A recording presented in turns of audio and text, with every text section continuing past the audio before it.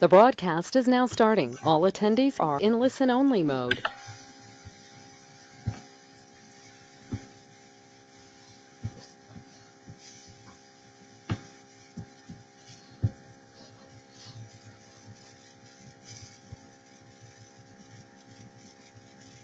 Hello, welcome everybody. This is Jessica Craho with the Iowa Coalition for Integration and Employment and a member of your Employment First Leadership team.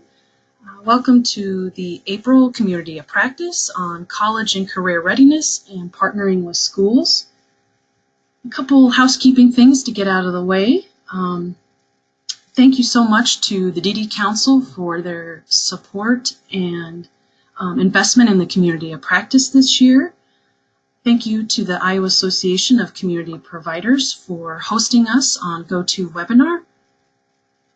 Also a shout out to our closed captioners. Elizabeth is on with us today from the Center for Inclusive Design and Innovation out of the Georgia Institute of Technology. If you need captions to participate in the webinar today, I put that link in the chat pod there, or I call it a pod, but if you look to the right of your screen is your control panel, and you should be able to see chat and questions. There's also handouts. I've uploaded today's presentation in there for you. So go ahead and download that if you need to. We will be recording today's webinar, and I'll be sure to send that out afterwards along with the presentation. So I think without further ado, I'm going to hand it over to Kirsten Lane, who, excuse me, I'm going to get myself oriented. Who are you, Kirsten Lane? Hi. I don't know if I'm going to get your title right, which is horrible. I'm Kirsten Lane. I work with the Department of Education. I'm a contracted employee there, and I work in the area of secondary transition. I'm the program facilitator for the Department of Education. Thank you, Kirsten. So Kirsten and I are here today hosting you, and we're going to go through college and career readiness and partnering with schools. Kirsten's going to get us started off here today talking about working with schools, partnering with schools, kind of what that looks like, what schools are focusing on and working on right now, touching a bit on school culture, things you kind of need to know as you look to partner and collaborate. Again, not only with schools, but kind of across all the partners, including VR and workforce as it relates to WIOA. And then after Kirsten, I'll jump in and introduce to you guys and show you a toolkit that Amy and I developed that relates specifically to partnering with schools and implementing pre-ETS, or the pre-employment transition services. I think there might be a lot of folks on the line today that have been working on RFPs for IVRS for their summer programming, and hopefully the tools that I share with you today will only help you with that process. I know that's coming up due here in the next day or two, but help you in that process as well as going forward as you partner with schools and students and families. So again, without further ado, I'll hand it back to Kirsten and she'll get us started here.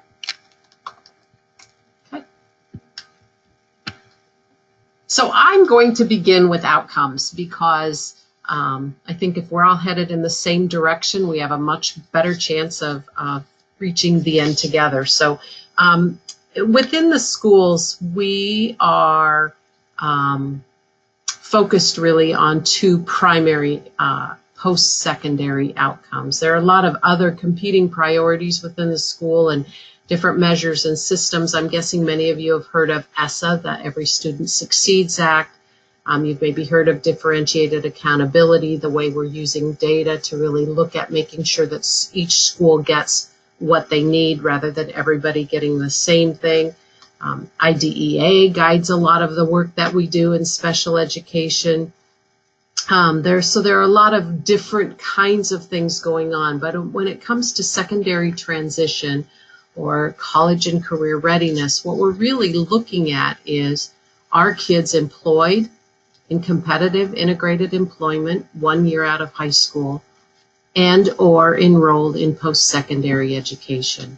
And the work that we do looks at not just our students with IEPs, but also at a comparison of our students who have IEPs and all students within their district, and then there are state averages as well.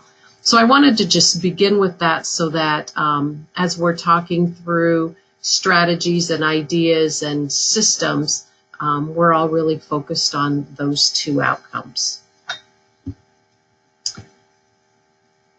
So with those outcomes in mind, how can we bridge the gap between the two systems? And we did a session, Amy Dessenberg-Wines and I did a session earlier this fall and talked a lot about relationships. And I'm going to begin there. I know that the relationships don't give you the tools. That's going to come when Jess comes in a little bit later today. But beginning with relationships is really critical. I think if you can find at least one person in each school that can help you with school culture, because every school has their own culture, help you with navigating the system, the schedule, all of those kinds of things, find that one person that can be your champion, your go-to person in the school. That will help you a lot. Along with that one person, you have that person help you with learning about the school culture, what the needs of the school, what the needs of the school are, but also what the plans of the school are. Every school has a school improvement plan. Every school may have needs identified, as I mentioned before, through ESSA or through IDEA that they're working on. Find out what the gaps are within their school, within their system, so that you can help to support. Know about the IEP process. IEP process drives individual planning for students. And so if you understand that process and how you can be a part of it, and we'll talk a little bit about that in a few slides here, that will help you quite a bit.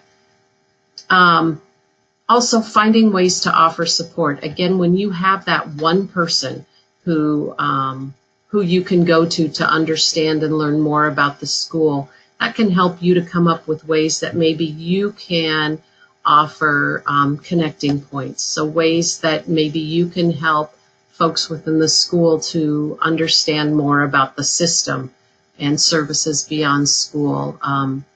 With the changes that have been occurring lately with MCOs, the changes, I know WIOA is not new, but in terms of school and systems, it's still pretty new. We're still learning. So helping to find ways that you can make a connection there is valuable, but also find maybe innovative ways to help partner with school districts. Can you offer support with a resource fair kind of activity, or a parent night, or some sort of a career fair or something like that? So those kinds of things will help to bridge that gap. So as I said, we're going to talk a little bit about the IEP process. I'm not going to spend a lot of time on this, but if you have questions or if you want more detail, please jump into the question box there and let us know. There are really three primary types of IEP meetings. One is the initial IEP meeting where a student is identified. After that, we're required to have a meeting at least annually. Those are called review meetings. And then every 3 years, we have what's called a reevaluation meeting. So depending on what type of meeting it is, it'll look a little bit different.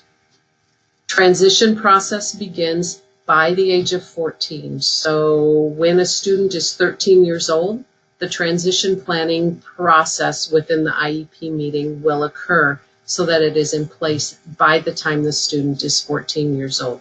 It can happen earlier than that, and sometimes it does, but this is the minimum start time. The beginning must happen by age 14.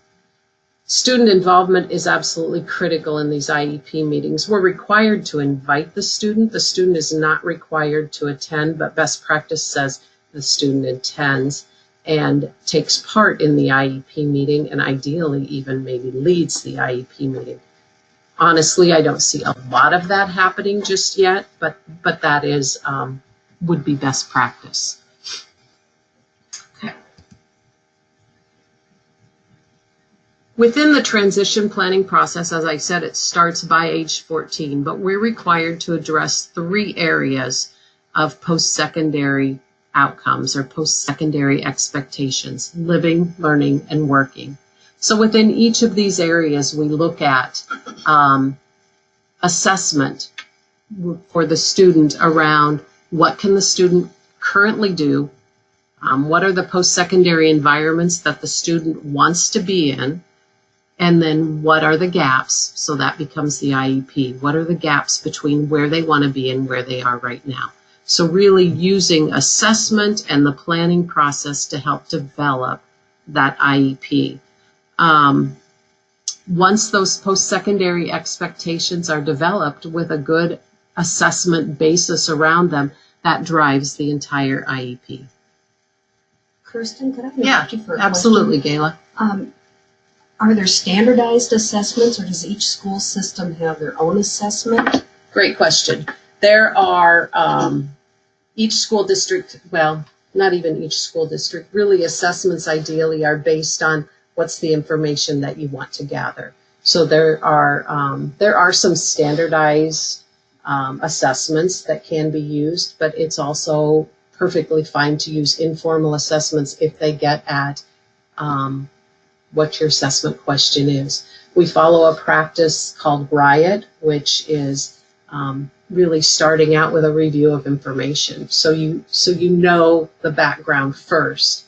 If you can interview and get the information you need, or observe a student and get the information you need, those are always, that's the I and the O of RIOT, or testing. And the testing can be informal or formal. And is that able to be shared with a provider when working with a student? With the release of information. So if a provider, there is a multitude of information that is gathered because this transition assessment process is ongoing from age 14 through the point that they exit school.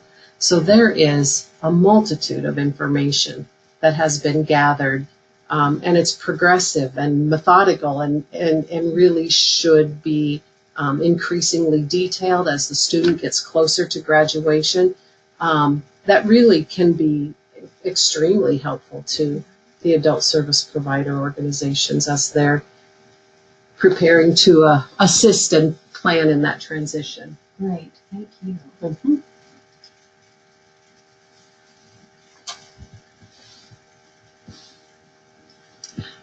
The 6 critical areas of transition planning that we do address, and I talked a little bit about that when I talked about the planning process, are listed here. I won't walk through each one of those specifically. A lot of them are really pretty self-explanatory. I talked about assessment and the post-secondary expectations. Those lead then to that course of study that really describes what are the courses and activities and experiences that the student will participate in while in school to prepare for those post-secondary expectations. What services and supports might they need, again, within their school program to help them prepare for their post-secondary expectations. And then finally, what are those linkages? And again, that's where you folks all come in as well. Like, who are the agencies and services and supports that they might need post-high school or even while they're still in high school to help support that plan.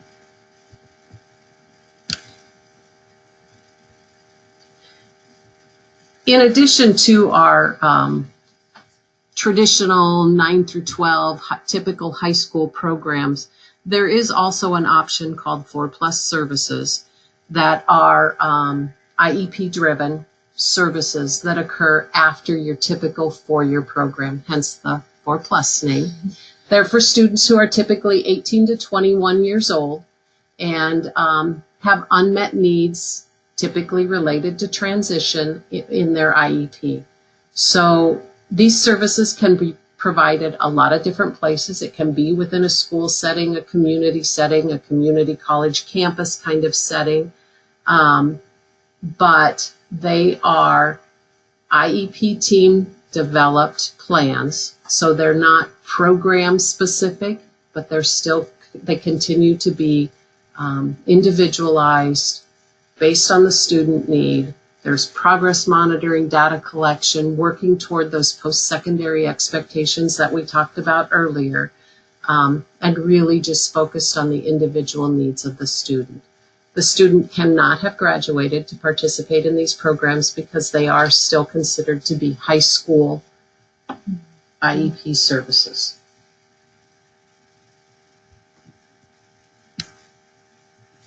To go on to the next slide about 4+ services, there are some misconceptions because there are programs that are held at community college campuses. They aren't college programs. They aren't 4+ services are not to be considered a community college program or a program for a student to get a degree or a program for a student to get certification. They really need to continue to be focused on those IEP generated goals and services developed by the IEP team. Again, students have provided to students who have graduated from their high school. I apologize, that is an error. They are provided to students who have not graduated from their high school. If you have graduated, if you have received a diploma, you are no longer eligible for IEP services. So these services are not provided for a predetermined length of time. Again, sometimes folks think it's a community college program, it's a school year. Nope, it's dependent on that IEP team and the progression of skill development by the student based on the IEP goals.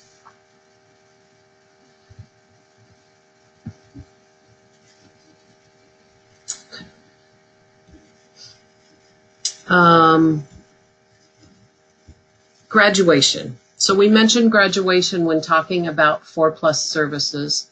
And again, 4+ services cannot be provided to a student who has graduated. Graduation has changed within the state of Iowa this school year. Based on ESSA, we talked about ESSA earlier, the Every Student Succeeds Act.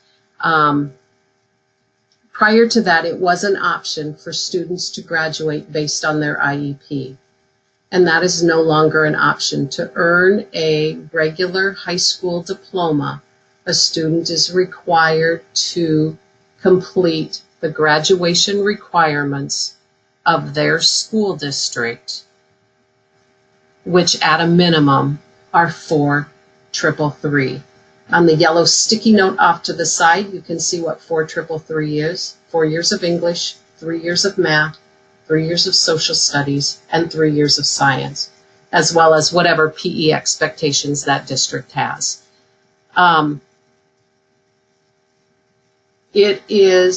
Districts are still wrestling with, and as an adult provider, if you are involved in IEP meetings, this may and should be coming up in those IEP meetings, because districts are still wrestling with how they're going to approach this. Each individual district has local control to determine what their diploma requirements look like, as long as the minimum of 4 333 is met. Districts may establish policies that allow students to meet that 4 333 in unique and individualized kinds of ways. They are not required to establish those policies. We believe that most students can meet 4 333 if districts establish those policies. So that might look like a student whose academic skills require them to, maybe they can't meet all of the requirements of an English language arts, the standards within an English language arts class, but they can meet some of them. And so we really focus in on what are the standards that that student can meet, what standards will meet, be connected to the standards of the class, but also meet the learning needs of the student. So altering so that the standards are still, that the courses are still standards driven, they're still connected to district graduation requirements, but modified to meet the unique needs of the individual learner. It's new. districts are struggling. A lot of districts don't have answers to it yet, and that's okay. We're working through that with them, but just something to be aware of. For students who do not meet those district requirements, it is an option for districts to offer a certificate of attendance or a certificate of completion. That student would still be eligible within that district to graduate, participate in the graduation requirements and all of that, just would not receive that regular high school diploma. So it's a complicated issue. It's a somewhat emotional and challenging issue for a lot of folks, families and students, as well as schools. And so something to be aware of when you're in those IEP meetings. There is a link to some administrative guidance on this slide. Also on the same page where that administrative guidance is, there are some additional guidance documents on the Department of Education page where you can receive more supports around that. And then I want to come back to outcomes. All of the work that we're doing within individual IEP meetings within our district, AEA, and state systems, as well as the work that's happening in vocational rehabilitation, adult community provider agencies, and the systems and supports around that are focused on two things: outcomes for students.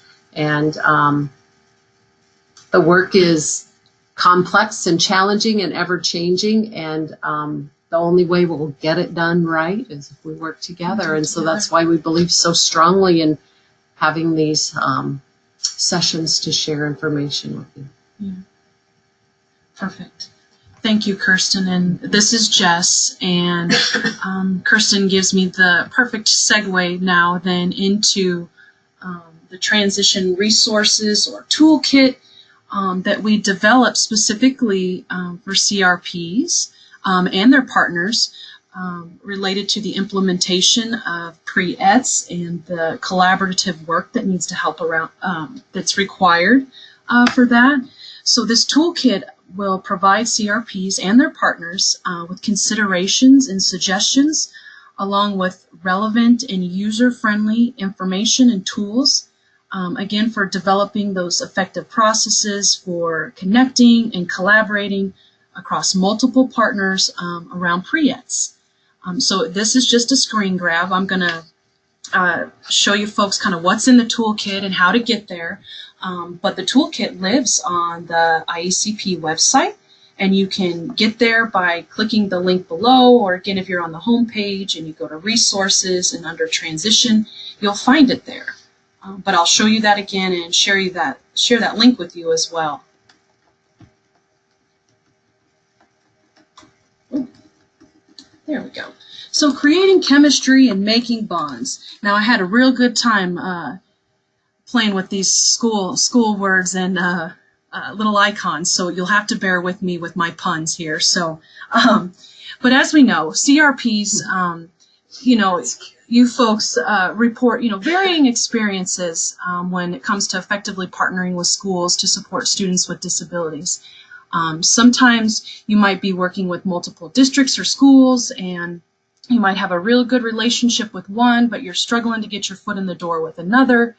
But again, you have a unique set of skills and resources and services and supports that you're wanting to offer students. So again, Kirsten and I are kind of going through this today and walking you through the toolkit to give you some of that language and strategies to help you as you communicate and develop your relationships with schools.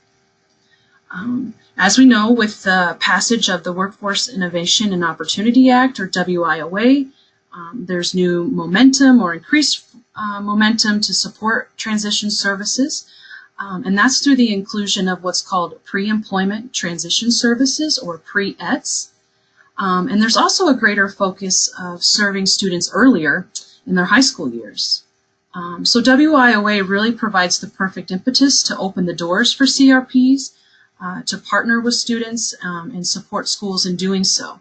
So again, this toolkit's going to pull together all this information and resources related to implementation of WIOA and pre-ETS.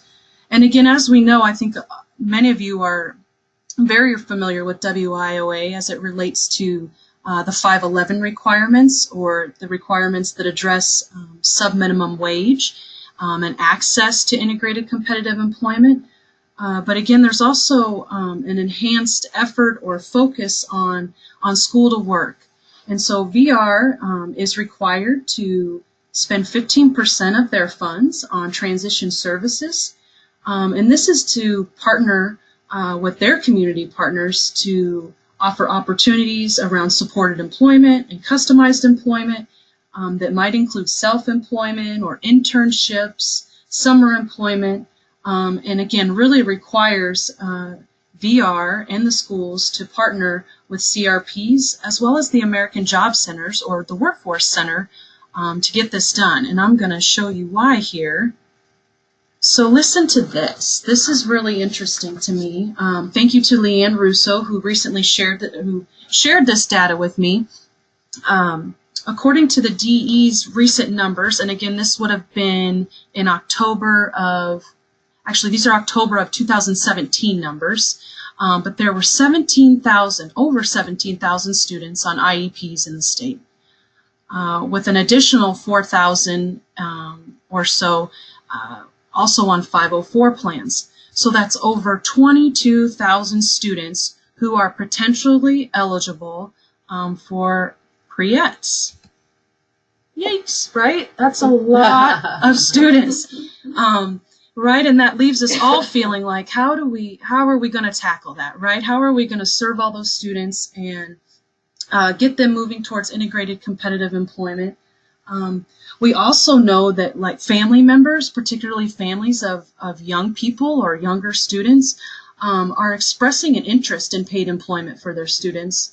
And we know that students who experience paid employment or have paid employment prior to graduating from high school are more successful in the future, and that leads to paid employment after graduation. And those are really the top two predictors of that, is the family expectation of paid work and then actually having paid work while in high school. A couple other interesting numbers that I want to remind you of is that 72% of adults with an intellectual disability that are currently working often held their first job before they were 21. So that's really just reinforcing again that experience in high school of paid work leads to paid work after high school. And don't forget that there are still Social Security work incentives for students, and that there's the student earned income exclusion, and students can make up to $7,550, that's the 2019 number, while in school, and that not affect their benefits.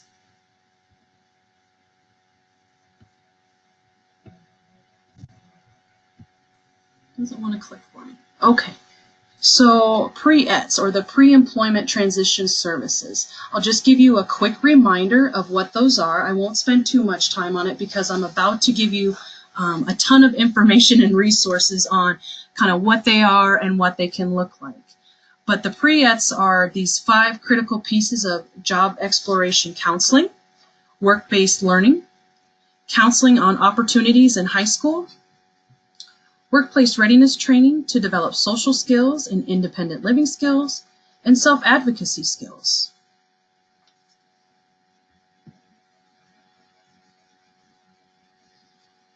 And again, effective WIOA implementation really is going to require that we all collaborate with one another, and that includes VR, schools, families, and all the other community partners, including CRPs and workforce. But in order for CRPs to be viewed as a critical partner or a partner that's bringing value to the collaboration, we're going to want to ensure that we're well-versed and we're skilled in providing these pre-ETS services, and that we've developed effective processes for connecting and collaborating with schools, as well as our VR offices and counselors.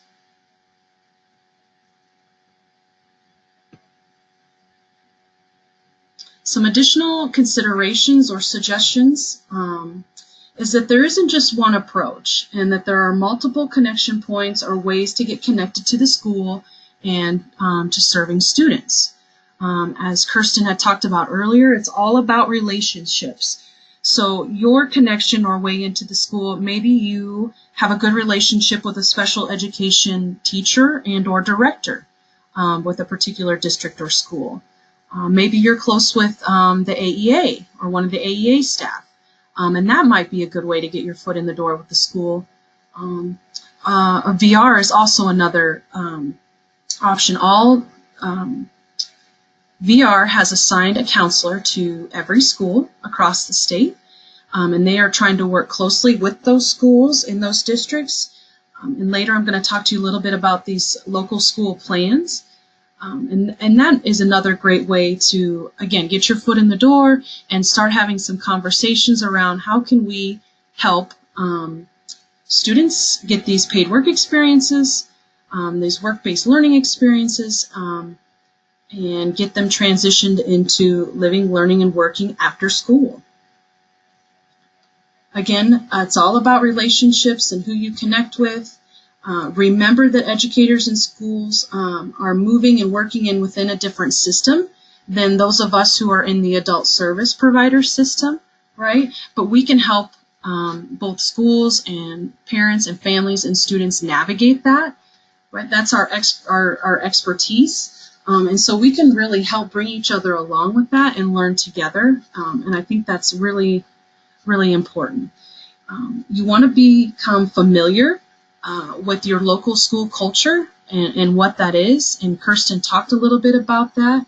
But again, that's just about offering opportunities to connect with students and families and educators and help them fill those gaps. So don't be afraid to reach out and connect with folks. And again, that might be your local VR counselor or supervisor and asking about what's called the local school plan.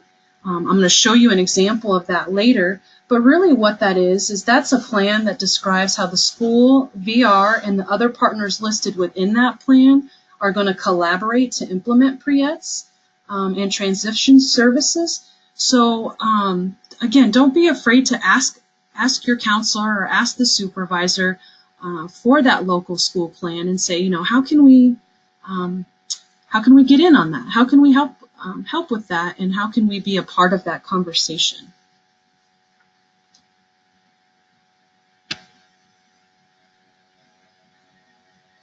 Okay, so the toolkit. So the toolkit includes all these things listed, but I'm going to go through and show you those. So you can get to the toolkit here by clicking on this link.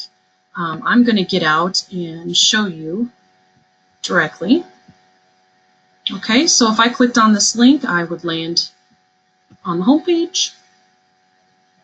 And I'm sure many... And Jess, you don't have to be a provider with IACP to use this? No. You don't. Okay. This is the... Thank you. That's a great question. This is the forward-facing. Yeah, public-facing side. Okay. So you would click on that link. You would head to resources. Actually, that link will take you right where you need to go, but I'll show you this route anyway, just so you know. Under Employment Services and Transitioned Age Youth. And here is that list. The introduction really includes a lot of the information that I just walked you through. So if you didn't catch some of that, or I left something out, which is probably likely, you can click on this here and you'll find that same information listed. The first tool that's really great and that I'm excited to show you, and for example, I think would really be helpful as you write your RFPs for the summer programming, or as you're connecting with schools and having conversations. I think this is going to be a really great tool to help you with that.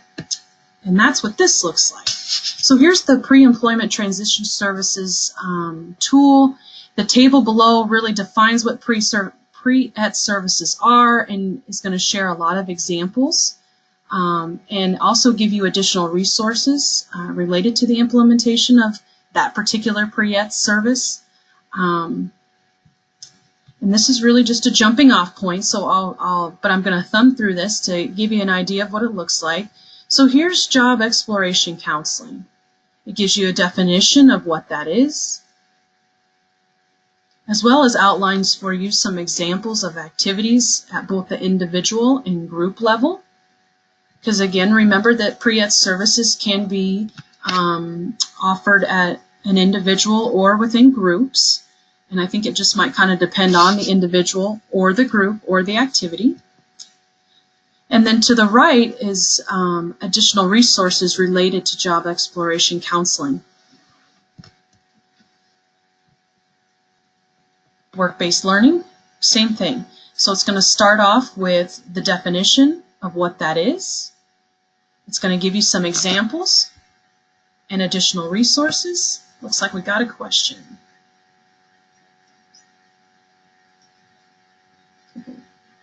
It's been my experience with a couple of local schools that their view is often from viewing and documentation of a student's barriers if it affects the funding for the student to go to school. And often the topics focused on the IEP are focused in on the IEP.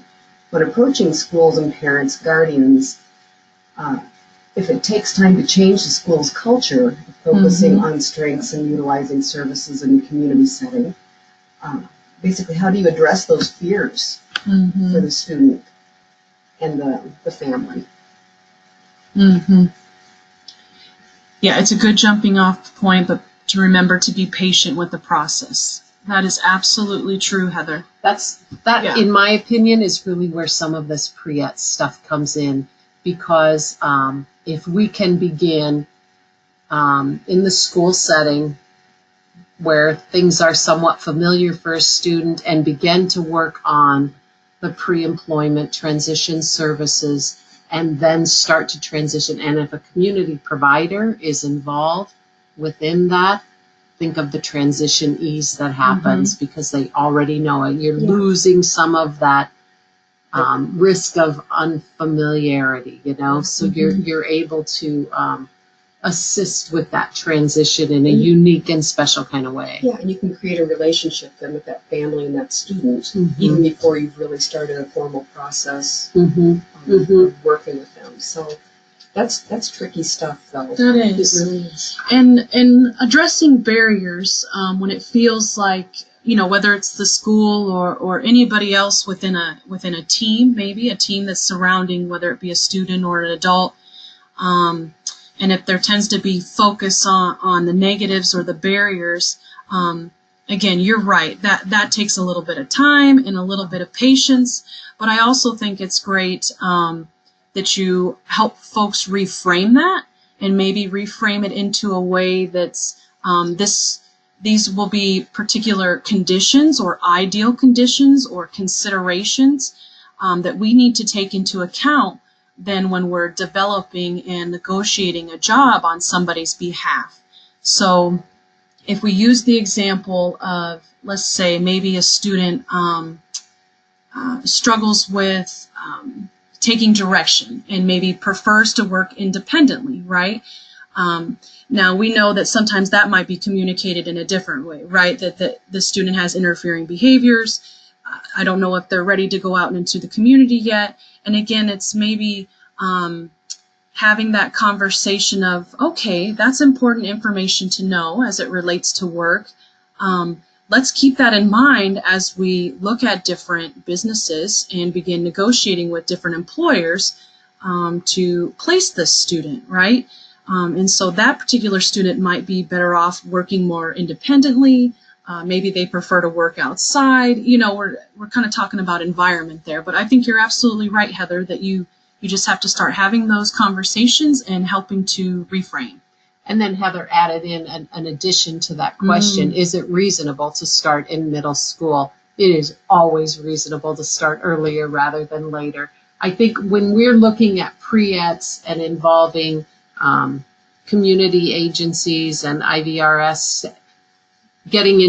we're still struggling, in my opinion, with doing a good job at the high school level. So developing programs at the middle school level, while ideal, I have not seen that happening yet, but transition planning should begin happening at the middle school and beginning to develop those concepts and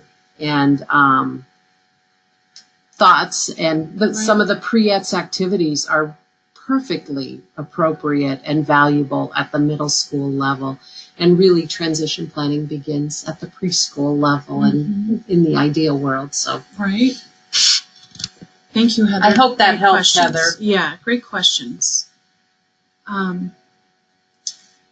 So again, just more of the same. I won't spend too much time on the rest, but you get the gist of this particular tool.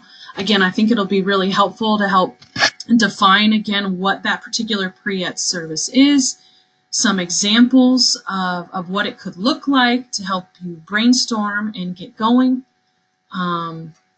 workplace readiness, self-advocacy skills. I know this is a big piece for folks, particularly also I know this is part of your Section 511, your WIOA requirements even for adults. So there might be some good ideas here for those folks. Let's see, we got another question, do we? Just a comment. Oh, Just a good. thank you. Wonderful, wonderful. I would wonderful. also point out that self-determination piece is another huge indicator for post-high school success. So students who are able to advocate for themselves, students who understand what their disability is, how it impacts them, and what kinds of supports and accommodations that they need to be successful is a huge indicator. Okay, the second set of tools, it's called Partners in Services and Employment for Transition Age Youth. And this is a really great tool, and it really gets at what Kirsten was talking about earlier when she was talking about supports and services and linkages specifically related to employment.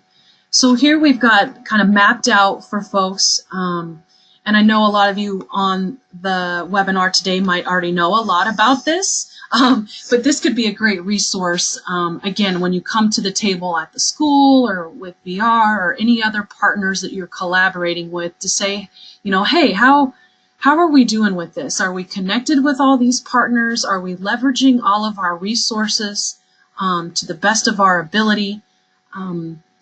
Where could we do better? And again, just another great tool, not only for you, the CRP, but for educators, VR counselors, American Job Center staff, or workforce staff.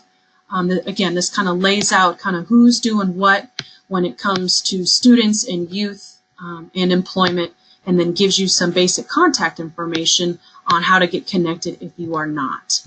And that, again, that connection or that contact information is more from a statewide perspective. So if you need to dial into your local let's say VR office or American Job Center or intermediary program, you'll have to kind of do a little bit more digging, but we're also here to help you do that as well. And I think the last two tools that I really want to show you that's a part of this is WinTAC created a really great guidebook for CRPs specifically related to pre-ETS, and I'll just pull it up here and I'll show you the table of contents. I won't thumb through the whole thing, but again, it lays out for you what the pre-employment transition services are. It gives you examples, it gives you additional resources. I think the part that I really enjoyed the most was section 2, developing services based on your staff resources and the logistics. I know that can be a bear for folks, right? Kind of figuring out who's going to do what, where and when, and do we have enough staff to kind of cover all this? And as you also manage your supported employment caseloads and stuff. So this is a really great tool. I really encourage you to read through this whole thing. Again, I won't do it now, but a really great tool coming out of WinTAC. And again, WinTAC is the technical assistance expert related to WIOA. So it's really coming from a great place. And then last but not least is examples of the local school plans that we referenced earlier. I guess I didn't have it open, so I'm going to open it here. Now it's in PowerPoint form, but you can save it to PDF if you need to. Let it get open here.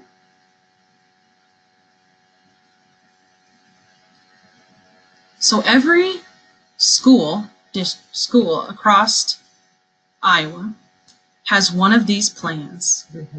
Every high school across the state has developed one of these plans with their local VR partners and hopefully some additional partners, which could include, again, intermediary networks, Iowa Workforce Development, CRPs, maybe it's Iowa Department for the Blind.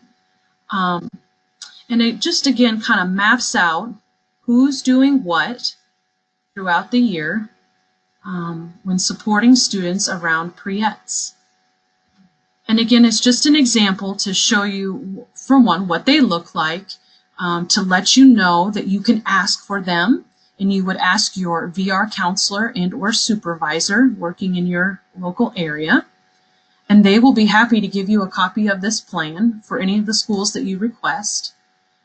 Go ahead. Well, and I would just recommend, I know these have to be filed, I believe this past year, it was by the 1st of November, but they're oftentimes done either late spring before the end of the school year for next year, or very early in the fall. True. And so you can ask for a copy of what currently exists, but if you want to be involved, I would ask to be involved in the process, because the process should involve the school district, the VR counselor, and whatever other entities might be involved, should involve them sitting down and talking about each of the areas that are a part of the plan, which includes the pre-employment transition services, and some other topics as well, and looking at who's doing what and where are the gaps. So really looking at how can we be conscious of,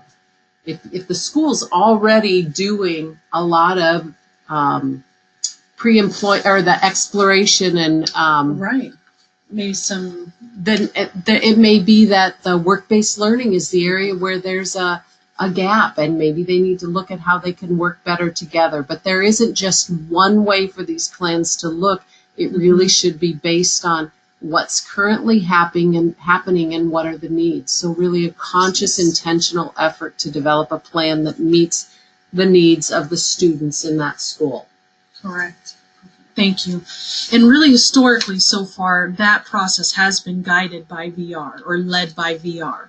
So I would encourage you to begin that conversation, again, at the VR level, because the school may or may not know kind of just by word, like what that is. If you say, can I have a copy of the school plan? But right, they might. I have to say, Jess, that if the school doesn't know what's in the plan, that's a problem. Agreed. Because the plan is about the services that are happening and the students that exist within that building. And so when that has happened, it's because it's new, and the VR counselors are still, like the school initiatives that are new, like the MCO, when the system's changing, and VR counselors are asked to go out and develop these plans. Schools don't understand them. They're not sure how they should be involved. The VR counselors are still learning. And so really it's that communication and relationships piece, sitting down together and talking about what exists and what the needs are, is really how those plans should be approached so that they do meet the needs of students. And then the remaining tools here in the toolkit I won't open up, but there's a great description. This is kind of geared towards parents and families on HCBS services and the waivers and how to apply. Here's the HCBS waiver comparison chart. Again, we know that this is just information that folks are wanting and needing, and we just wanted to give it to you so that, again, when you're interfacing, again, whether it be with students or families or special educators or AEAs, this is great information to have readily available and to share because, again, this is your expertise area. You understand how to navigate the adult service system, right, and some of the tips and tricks. So we just wanted to make that available to you. And then, oh, yes, the change in graduation requirements that Kirsten talked about, those are right here for you. with some additional resources after you follow that link. And then again, the webinars that Kirsten and Amy did throughout the fall are here too. So it's kind of all in one nice, pretty little toolkit box for you there. So again, let us know if you have any questions. You are unable to find something that you're looking for.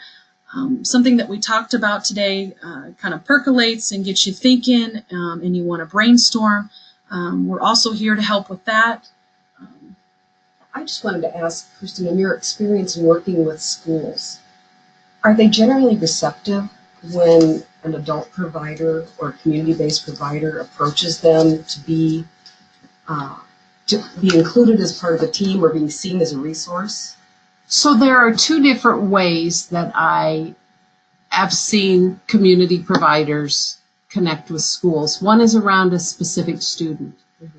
And that's something we didn't talk about, but we sometimes don't know when a student has a case manager or a community resource provider of some sort available.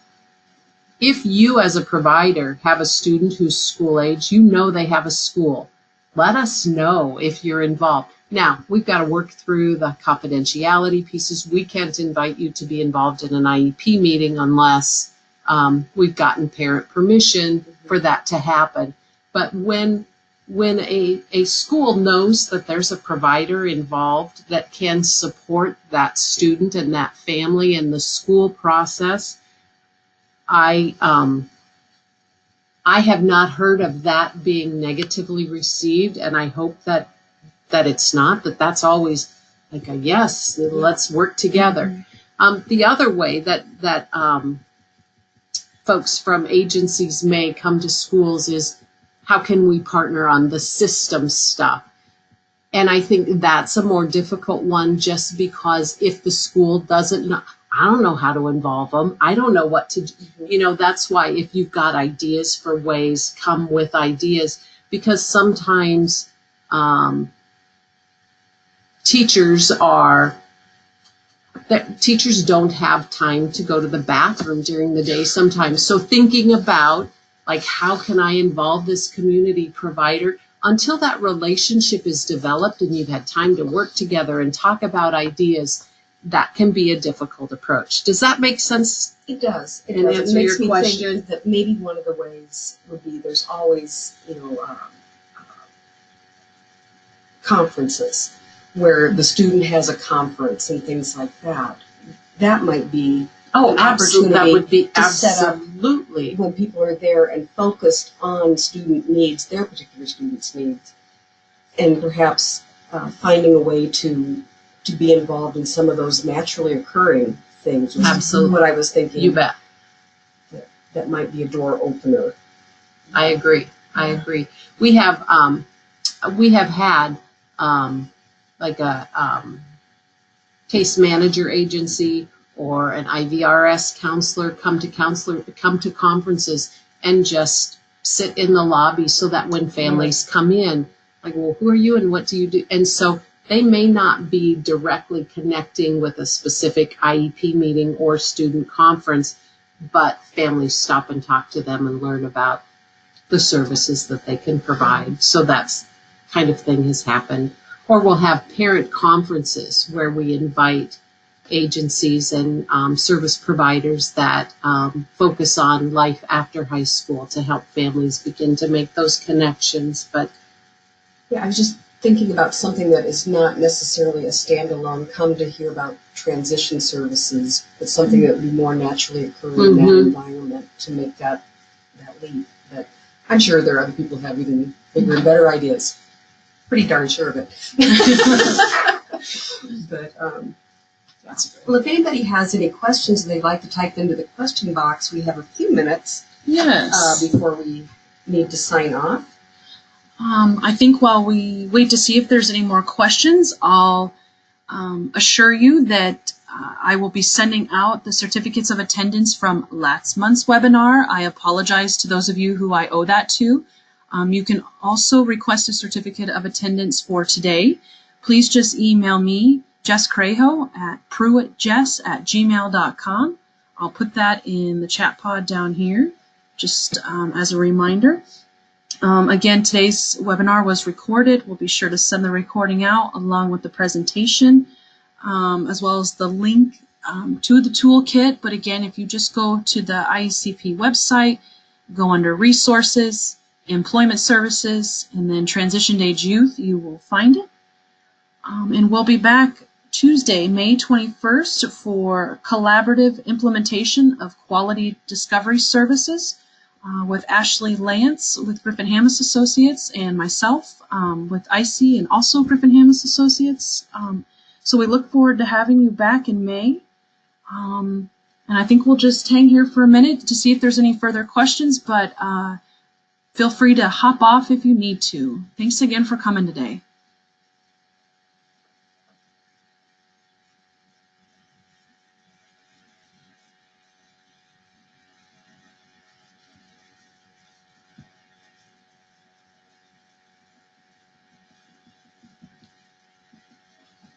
All right, I don't see any more. Thank you, everybody, and we'll see you in May. Take care.